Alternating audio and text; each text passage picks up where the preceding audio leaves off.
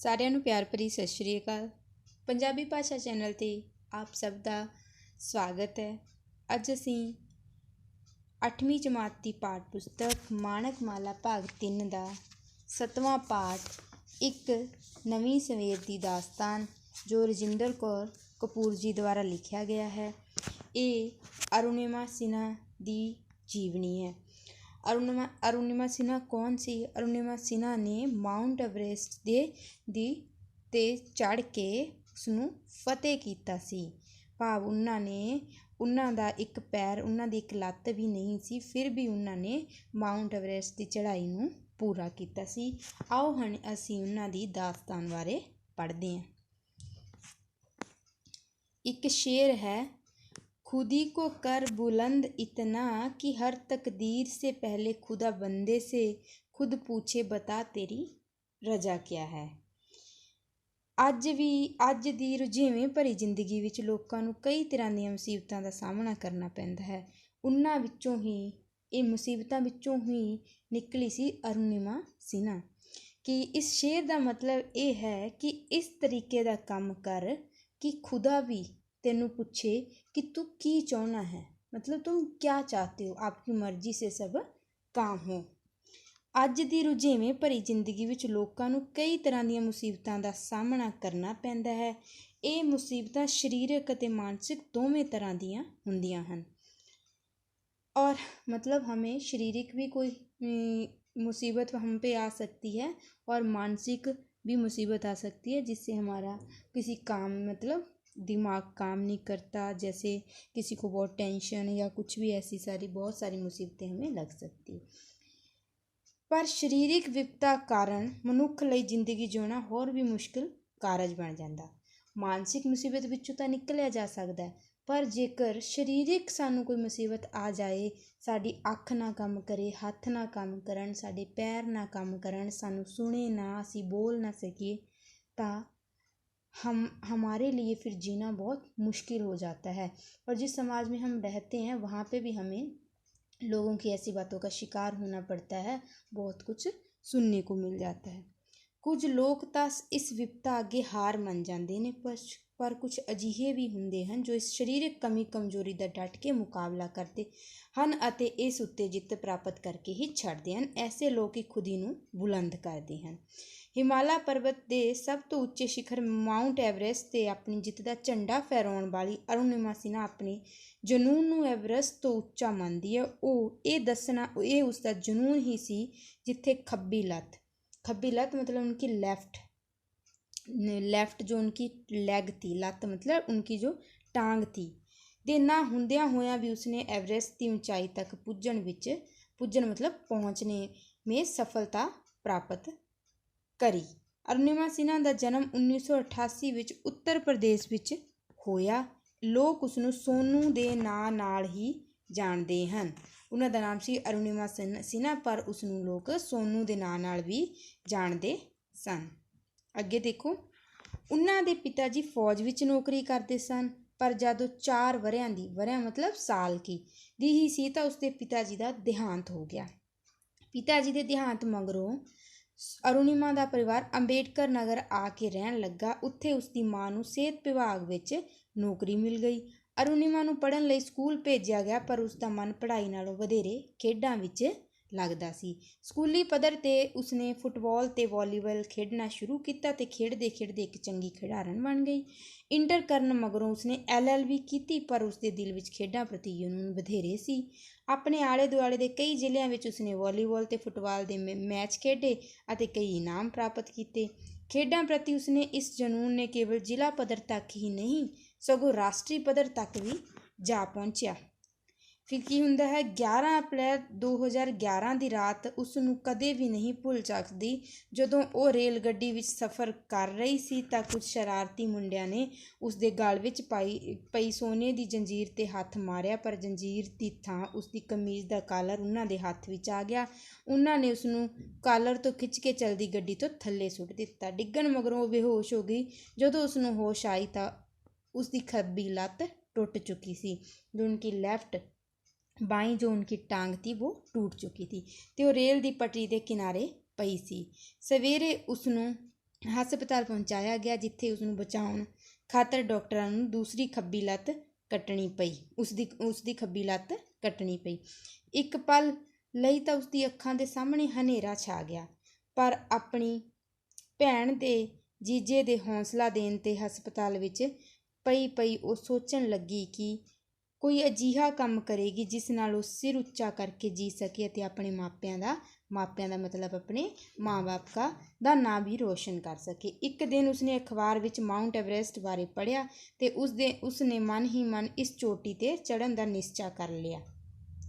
ਨਿਸ਼ਚਾ ਮਤਲਬ ਇੱਕ ਉਦੇਸ਼ ਉਸਨੇ ਬਣਾ ਲਿਆ। ਹਾਲਾਂਕਿ ਉਹ ਆਪਣੀ ਕੱਟੀ ਹੋਈ ਲੱਤ ਨੂੰ ਵੇਖ ਕੇ ਕਈ ਵਾਰ ਨਿਰਾਸ਼ ਵੀ ਹੋਈ, ਪਰ ਇਹ ਉਸਦਾ ਆਪਣਾ ਅੰਦਰਲਾ ਜਜ਼ਬਾ ਹੀ ਸੀ ਜਿਸ ਨੇ ਨਕਲੀ ਲੱਤ ਲੱਗਣ 'ਤੇ ਵੀ ਉਸਨੂੰ ਆਪਣੇ ਕੰਮ ਖੁਦ ਕਰਨ ਲਈ ਪ੍ਰੇਰਿਆ। ਹੌਲੀ ਹੌਲੀ ਉਹ ਆਪਣੇ ਸਾਰੇ ਕੰਮ ਖੁਦ ਬ ਖੁਦ ਕਰਨ ਲੱਗੀ। ਹੁਣ ਮਾਊਂਟ ਐਵਰੈਸਟ 'ਤੇ ਚੜ੍ਹਨਾ ਉਸਦਾ ਜਨੂੰਨ ਬਣ ਚੁੱਕਿਆ ਸੀ। ਪਰਿਵਾਰ ਦੇ ਬਾਕੀ ਜੀਆਂ ਨੇ ਵੀ ਉਸਦਾ ਹੌਸਲਾ ਵਧਾਇਆ। ਜਦ ਮਾਊਂਟ ਐਵਰੈਸਟ 'ਤੇ ਚੜ੍ਹਨ ਵਾਲੀ ਦੇਸ਼ ਦੀ ਪਹਿਲੀ ਔਰਤ ਬਛੇਂਦਰੀ ਪਾਲ ਨਾਲ ਮਿਲੀ ਤਾਂ ਉਸਨੂੰ ਇਵੇਂ ਲੱਗਿਆ ਜਿਵੇਂ ਉਸਦੇ ਸੁਪਨੇ ਪੂਰੇ ਹੋ ਜਾਣਗੇ। ਇਹ बछेंद्री पाल जो माउंट एवरेस्ट पे सबसे पहली बार चढ़ी थी। ਹੁਣ ਉਸਨੂੰ ਉਹ ਦਿਨ ਦੂਰ ਨਹੀਂ ਲੱਗ ਰਿਹਾ ਸੀ ਜਦ ਉਹ ਮਾਊਂਟ ਐਵਰੈਸਟ 'ਤੇ ਕਦਮ ਰੱਖਣ ਵਾਲੀ ਪਹਿਲੀ ਵਿਸ਼ੇਸ਼ ਯੋਗਤਾ ਰੱਖਣ ਵਾਲੀ ਔਰਤ ਬਣੇਗੀ। ਉਸਦੇ ਆਪਣੇ ਸ਼ਬਦਾਂ ਵਿੱਚ ਜ਼ਿੰਦਗੀ ਜਿਉਣ ਦਾ ਨਾਂ ਹੈ। ਜੇ ਇਨਸਾਨ ਅੰਦਰ ਜਿਉਣ ਦਾ ਜਜ਼ਬਾ ਹੋਵੇ ਤਾਂ ਉਹ ਆਪਣੀ ਹਰ ਇੱਛਾ, ਹਰ ਚਾਅ ਪੂਰਾ ਕਰ ਸਕਦਾ ਹੈ। ਹੁਣ ਉਹ ਭਾਵੇਂ ਵਾਲੀਬਾਲ ਖੇਡ ਨਹੀਂ ਸੀ ਸਕਦੀ, ਪਰ ਅੱਜ ਜੋ ਉਹ ਕਰ ਰਹੀ ਸੀ ਉਸ ਵਿੱਚ ਉਹ ਪਹਿਲਾਂ ਨਾਲੋਂ ਵੀ ਵਧੇਰੇ ਖੁਸ਼ ਸੀ। ਮਾਊਂਟ ਐਵਰੈਸਟ 'ਤੇ ਚੜ੍ਹਾਈ ਤੋਂ ਪਹਿਲਾਂ ਅਰੁਣਿਮਾ ਨੇ ਇਸ ਦੀ ਬੇਸਿਕ ਸਿੱਖਿਆ ਉੱਤਰਕਾਸ਼ੀ ਨਹਿਰੂ ਇੰਸਟੀਚਿਊਟ ਆਫ ਮਾਊਂਟੇਨਰਿੰਗ ਤੋਂ ਲਈ ਅਤੇ ਉਹ ਦਿੱਲੀ ਤੋਂ ਕਾਠਮਾਂਡੂ ਪਹੁੰਚੀ। ਨੇੜਲੀਆਂ ਚੋਟੀਆਂ, ਨੇੜਲੀਆਂ ਮਤਲਬ नज़दीकी चोटियाँ तो उसने बार बार चढ़ाई का अभ्यास किया, ऊपर चढ़ने की प्रैक्टिस करने लगी। तो फिर अपनी टीम लीडर की अगवाई विच सितंबर 2012 में पहली बार चढ़ाई शुरू की। माउंट एवरेस्ट की चढ़ाई शुरू की सितंबर 2012 में। चढ़ाई चढ़ते वक्त उसनू कई तरह दी मुश्किलों का सामना भी करना पिया। हिमालय की इन्नी उच्ची चोटी उत्ते चढ़ना बहुत मुश्किल काम है। फिर अरुणिमा की तो एक लत्त भी नहीं सी, पर उसने हौसला नहीं हारिया। अपनी हिम्मत और दृढ़ संकल्प सदका वो 21,110 फुट उच्ची लद्दाख की चांगसर कांगड़ी की चोटी उत्ते चढ़न विच सफल हुई। पर उसका सुपना माउंट एवरेस्ट से जित प्राप्त करन दा सी। खुद बछेंद्री पाल ने भी उसकी तारीफ करदियां कहा, उसका कदी भी किसी भी हालत विच हार ना मनण दा जज्बा साफ दर्शाउंदा है कि वह हमेशा अगे ही वधना चाहुंदी है। अपनियां अणथक कोशिशां अणथक मतलब कदे भी थकण ना वालियां कोशिशां मगरों आखिर उसका सुपना मतलब उसका सपना हकीकत विच बदलिया। ते बछेंद्री पाल तो सिक्ख्या लैण वाली अरुणिमा ने 21 मई 2013 ਨੂੰ 10:45 ਤੇ दुनिया की सब तो उच्ची चोटी माउंट एवरेस्ट जिसकी ऊंचाई 29,028 फुट है ਨੂੰ फतेह करके एक नवा इतिहास रचिया। ਤੇ माउंट एवरेस्ट ਨੂੰ ਜਿੱਤਣ वाली ਅਤੇ विशेष योग्यता रखने वाली पहली भारतीय शख्सियत बन गई। विशेष योग्यता क्योंकि उनके जो एक पैर ना होते हुए भी वो माउंट एवरेस्ट की चोटी पे चढ़ गई। इस जित ने उसके हौसलिਆਂ ਨੂੰ खंभ ला दिते। खंभ मतलब पंख लगा दिए। अरुणिमा का उद्देश्य इत्थों तक सिमट के नहीं रहा, ਉਹ ਤਾਂ ਆਪਣੇ ਜੀਵਨ ਵਿਚਲੀਆਂ ਹਰ ਤਰ੍ਹਾਂ ਦੀਆਂ ਸਮੱਸਿਆਵਾਂ ਨੂੰ ਮਾਊਂਟ ਐਵਰੈਸਟ ਦੀ ਚੋਟੀ ਵਾਂਗ ਪਾਰ ਕਰਨਾ ਚਾਹੁੰਦੀ ਹੈ। ਉਸਦੇ ਆਪਣੇ ਸ਼ਬਦ ਵਿੱਚ, ਅਜੇ ਤਾਂ ਇਸ ਬਾਜ਼ ਦੀ ਅਸਲ ਉਡਾਨ ਬਾਕੀ ਹੈ, ਅਜੇ ਤਾਂ ਇਸ ਪਰਿੰਦੇ ਦਾ ਇਮਤਿਹਾਨ ਬਾਕੀ ਹੈ। ਹੁਣੇ ਹੁਣੇ ਮੈਂ ਲੰਘਿਆ ਹੈ ਸਮੁੰਦਰਾਂ ਨੂੰ, ਅਜੇ ਤਾਂ ਪੂਰਾ ਅਸਮਾਨ ਬਾਕੀ ਹੈ। ਉਸਦੀ ਇਸ ਜਿੱਤ ਲਈ ਉਸਨੂੰ ਕਈ ਇਨਾਮਾਂ ਨਾਲ ਸਨਮਾਨਿਆ ਗਿਆ। ਸਭ ਤੋਂ ਪਹਿਲਾਂ ਉਸਨੂੰ ਉੱਤਰ ਪ੍ਰਦੇਸ਼ ਵਿੱਚ ਸੁਲਤਾਨਪੁਰ ਜ਼ਿਲ੍ਹੇ ਦੀ ਭਾਰਤ ਭਾਰਤੀ ਸੰਸਥਾ ਨੇ ਸੁਲਤਾਨਪੁਰ ਰਤਨ ਅਵਾਰਡ ਨਾਲ ਸਨਮਾਨਿਤ ਕੀਤਾ। 12 ਦਸੰਬਰ 2014 ਨੂੰ ਸਾਡੇ ਦੇਸ਼ ਦੇ ਪ੍ਰਧਾਨ ਮੰਤਰੀ ਸ਼੍ਰੀ ਨਰਿੰਦਰ ਮੋਦੀ ਜੀ ਨੇ ਉਸਦੀ ਲਿਖੀ ਕਿਤਾਬ born again on the mountain ਦਾ ਵਿਮੋਚਨ ਕਰ ਉਸ ਦਾ ਸਨਮਾਨ ਵਧਾਇਆ। ਹੁਣ ਉਸਦੀ ਜ਼ਿੰਦਗੀ ਦਾ ਉਦੇਸ਼ ਆਪਣੇ ਜਿਹੇ ਲੋਕਾਂ ਦੀ ਮਦਦ ਕਰਨਾ ਹੈ। ਉਹ ਇੱਕ ਖੇਡ ਅਕਾਦਮੀ ਬਣਵਾਉਣਾ ਚਾਹੁੰਦੀ ਹੈ ਜਿੱਥੇ ਉਹਦੇ ਵਰਗੇ ਲੋਕਾਂ ਨੂੰ ਵਧੀਆ ਸਿਖਲਾਈ ਦਿੱਤੀ ਜਾ ਸਕੇ ਤਾਂ ਜੋ ਉਹ ਜ਼ਿੰਦਗੀ ਵਿੱਚ ਆਉਣ ਵਾਲੀਆਂ ਚੁਣੌਤੀਆਂ ਦਾ ਹੱਸ ਕੇ ਸਾਹਮਣਾ ਕਰ ਸਕਣ। ਉਸ ਅਕਾਦਮੀ ਵਿੱਚੋਂ, ਅਕਾਦਮੀ ਯਾਨੀ ਕਿ ਇੱਕ ਅਕੈਡਮੀ, ਵਿੱਚੋਂ ਜਦ ਉਸ ਵਰਗੀ ਉੱਚੀ ਸੋਚ ਅਤੇ ਮਜ਼ਬੂਤ ਇਰਾਦੇ ਵਾਲੇ ਲੋਕ ਨਿਕਲਣਗੇ ਤਾਂ ਉਸਨੂੰ ਚੰਗਾ ਲੱਗੇਗਾ ਕਿ ਉਸਦਾ ਇਸ ਦੁਨੀਆ ਵਿੱਚ ਆਉਣ ਦਾ ਮਨੋਰਥ ਪੂਰਾ ਹੋ ਗਿਆ। ਉਹ ਹੋਰ ਅਨੇਕ ਲੋਕਾਂ ਦੀ ਰਾਹ ਦਾ ਦੀਵਾ बन के हर घड़ी जगमगाती रहेगी। अब इस कहानी से हमें शिक्षा मिलती है कि हमारा एक निश्चित उद्देश्य होना चाहिए। अगर हमें कोई कमी है तो हमें ये नहीं सोचना चाहिए कि इस कमी के चलते हम अपने उद्देश्य को नहीं पा सकेंगे। इस दे औखे शब्दां दे अर्थ करदे हां। बुलंद, उच्चे, रुझेवें, ਕੰਮ ਲੱਗੇ ਰਹਿਣਾ, ਵਿਪਤਾਵਾਂ, ਮੁਸੀਬਤਾਂ, ਮੁਸ਼ਕਲਾਂ, ਜਨੂਨ, ਸਿਰੜ, ਲਗਨ, ਦੇਹਾਂਤ, ਮੌਤ, ਜਜ਼ਬਾ, ਜੋਸ਼, ਅਣਥੱਕ, ਕਦੇ ਨਾ ਥੱਕਣਾ, ਕੋਸ਼ਿਸ਼, ਯਤਨ, ਫਤਿਹ ਕਰਨਾ, ਜਿੱਤ ਪ੍ਰਾਪਤ ਕਰਨਾ, ਪਰਿੰਦਾ, ਪੰਛੀ, ਵਿਮੋਚਨ, ਉਦਘਾਟਨ, ਸਿਖਲਾਈ, ਸਿਖਾਉਣਾ, ਮਨੋਰਥ, ਉਦੇਸ਼। ਅੱਗੇ ਦੇਖਦੇ ਹਾਂ। ਹੇਠਲੇ ਪ੍ਰਸ਼ਨਾਂ ਦੇ ਉੱਤਰ 2-3 ਸਤਰਾਂ ਵਿੱਚ ਲਿਖੋ। ਅਰੁਣਿਮਾ ਸਿਨਹਾ ਕਿੱਥੋਂ ਦੀ ਰਹਿਣ ਵਾਲੀ ਹੈ ਅਤੇ ਉਸ ਦਾ ਜਨਮ ਕਦੋਂ ਹੋਇਆ? ਅਰੁਣਿਮਾ ਸਿਨਹਾ ਉੱਤਰ ਪ੍ਰਦੇਸ਼ ਦੀ ਰਹਿਣ ਵਾਲੀ ਹੈ ਅਤੇ ਉਹਨਾਂ ਦਾ ਜਨਮ 1988 ਈਸਵੀ ਵਿੱਚ ਹੋਇਆ। ਅਰੁਣਿਮਾ ਦੇ ਖੇਡਾਂ ਪ੍ਰਤੀ ਜਨੂੰਨ ਨੂੰ ਆਪਣੇ ਸ਼ਬਦਾਂ ਵਿੱਚ ਲਿਖੋ। ਖੇਡਾਂ ਵਿੱਚ ਪ੍ਰਤੀ ਜਨੂੰਨ ਸਕੂਲੀ ਪੱਧਰ ਤੋਂ ਹੀ ਸੀ। ਉਹ ਸਕੂਲੀ ਪੱਧਰ 'ਤੇ ਫੁੱਟਬਾਲ ਅਤੇ ਵਾਲੀਬਾਲ ਦੇ ਮੈਚ ਖੇਡਦੀ ਸੀ, ਜਿਸ ਕਰਕੇ ਉਹ ਆਸੇ ਪਾਸੇ ਦੇ ਜ਼ਿਲ੍ਹਿਆਂ ਵਿੱਚੋਂ ਉਸਨੇ ਬਹੁਤ ਸਾਰੇ ਇਨਾਮ ਜਿੱਤੇ ਅਤੇ ਫਿਰ ਉਸ ਜ਼ਿਲ੍ਹਾ ਪੱਧਰ 'ਤੇ ਹੀ ਨਹੀਂ, ਉਸਨੇ ਰਾਸ਼ਟਰੀ ਪੱਧਰ 'ਤੇ ਵੀ ਨਾਮ ਕਮਾਇਆ। ਖੱਬੀ ਲੱਤ ਦੇ ਨਾ ਰਹਿਣ 'ਤੇ ਵੀ ਅਰੁਣਿਮਾ ਦਾ ਸੁਪਨਾ ਕੀ ਸੀ ਅਤੇ ਉਸਨੇ ਆਪਣੇ ਸੁਪਨੇ ਨੂੰ ਪੂਰਾ ਕਰਨ ਲਈ ਕੀ ਕੁਝ ਕੀਤਾ?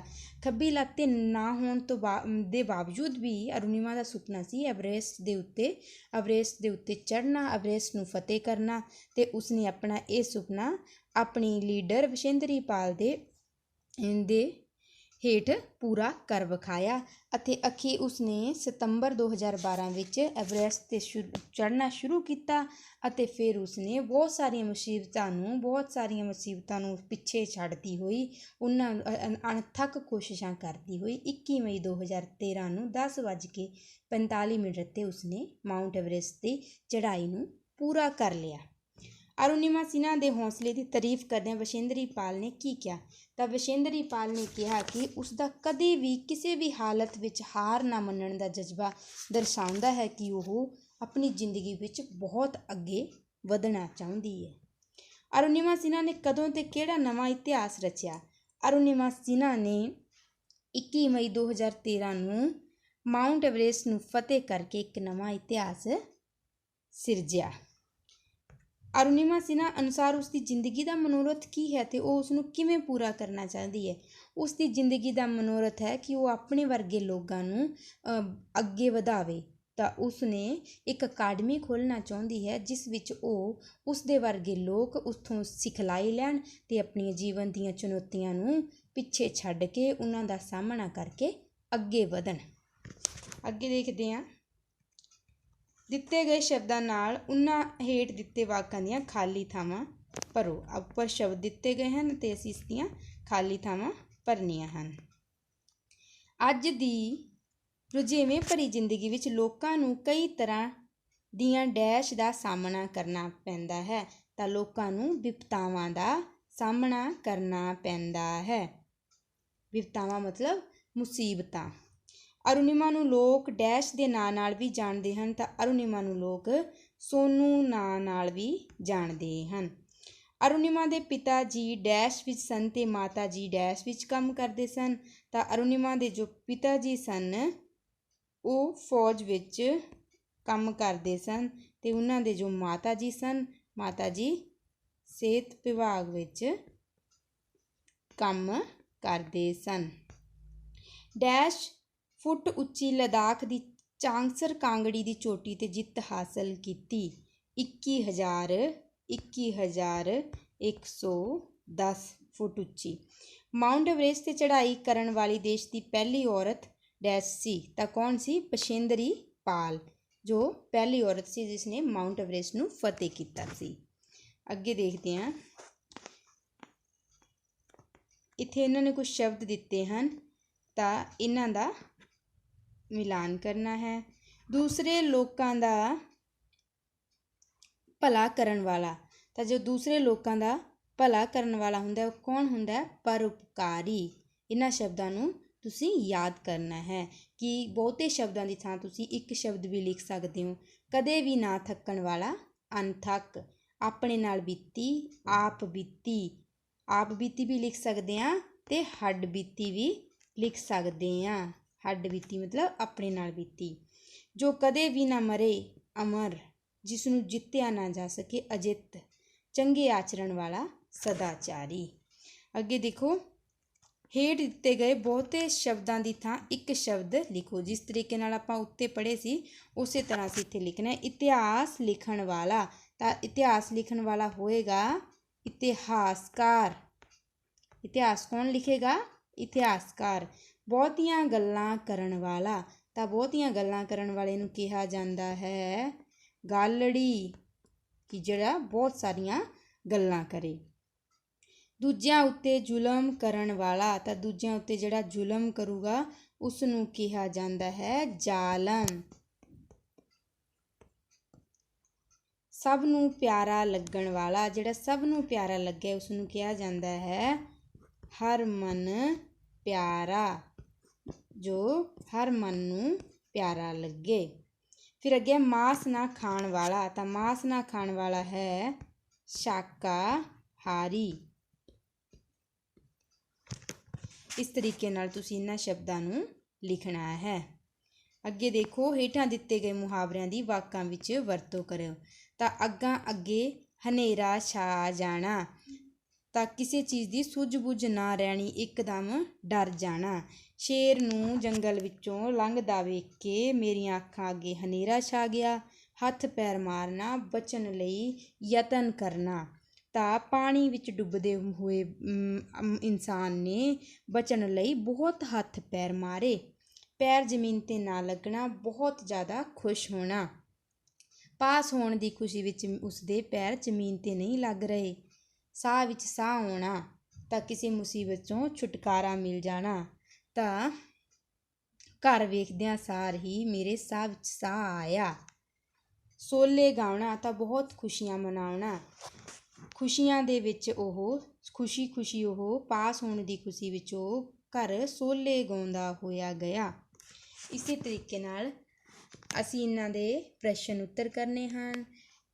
जब आप लोग वीडियो देखते हो तो उसके पीछे मैं इन सब प्रश्नों को लिख के भी शेयर कर देती हूँ, पर ये जो मैंने अभी आपको करवाए हैं इन सब को आपको करना है। इस कहानी को पढ़ना है, उसकी जीवनी को, अरुणिमा सिन्हा की को आपको पढ़ना है। आपको पता होना चाहिए, कोई भी क्वेश्चन भी आ जाता है तो आपको इन सब बातों का ध्यान होना चाहिए। और लड़कियों को उनको देख के उनकी तरफ प्रेरित होना चाहिए कि उन्होंने एक पैर ना, एक अपनी टांग ना होते हुए भी माउंट एवरेस्ट को फतेह किया। धन्यवाद।